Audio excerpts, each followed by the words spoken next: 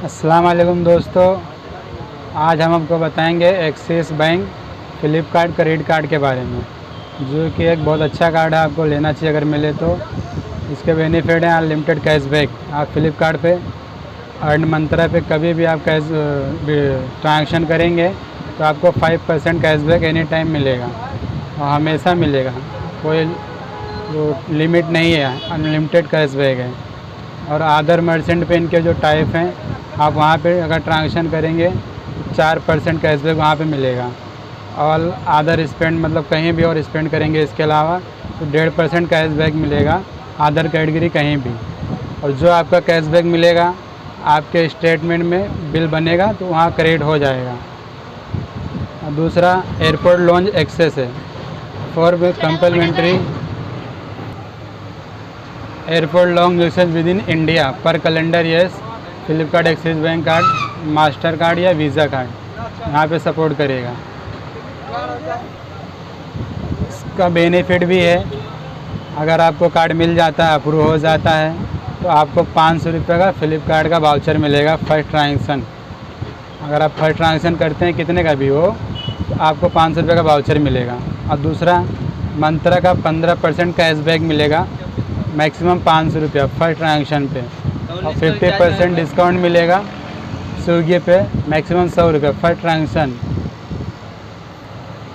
और ये कार्ड को कौन लोग ले सकते हैं, इसकी एलिजिबिलिटी क्या है आपको हम बता दें। इसकी एलिजिबिलिटी इंडियन होना चाहिए। और दूसरा एलिजिबिलिटी इसकी है 18 से 70 साल के आप रहेंगे तो आपको ये कार्ड मिल जाएगा।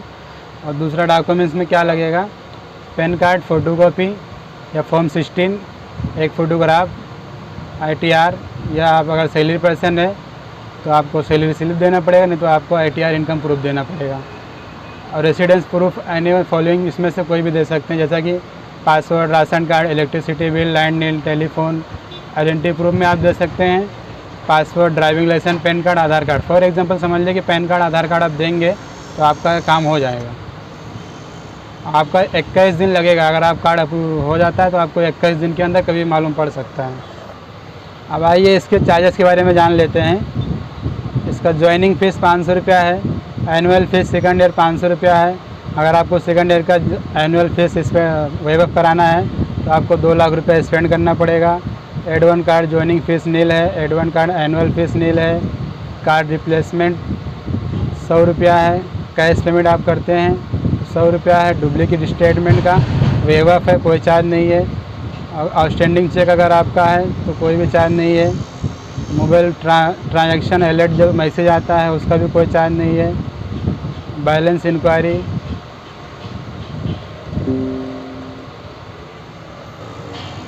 वेव ऑफ है। Finance charge, retailer purchase and cash 3.6 per month, 52 per annum.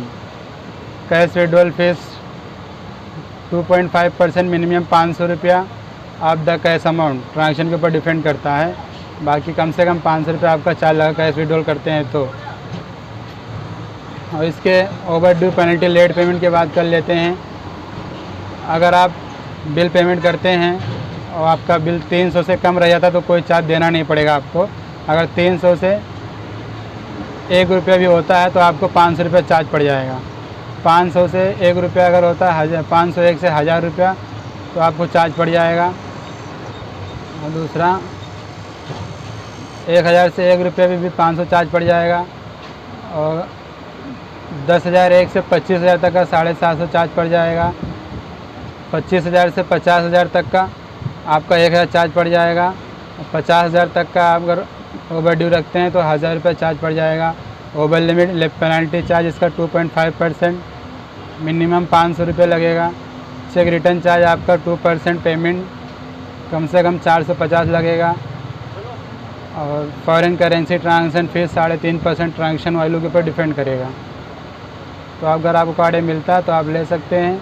मेरे चैनल को सब्सक्राइब करिए, आप लोग के सपोर्ट से मेरा 550 के ऊपर अभी सब्सक्राइबर हो गए हैं। और पूरा वीडियो ज़रूर देखने का, छोड़ने का नहीं, वरना आप समझ नहीं पाएंगे मैं क्या बताया। चलिए अपने दोस्तों को भी शेयर करिए, कमेंट करिए, लाइक करिए। कोई क्वेरी हो तो कमेंट करके पूछ सकते हैं। चलिए, थैंक यू।